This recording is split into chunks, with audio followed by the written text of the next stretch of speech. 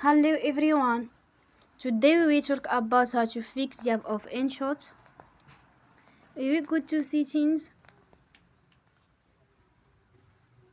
Then we click on apps.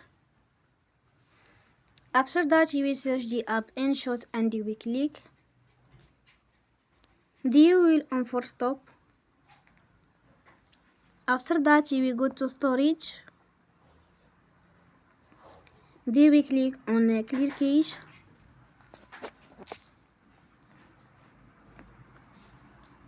In the end, turn off your phone and you will recharge your phone again. Don't forget to support us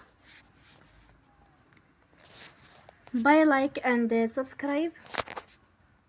See you next time and thank you for watching.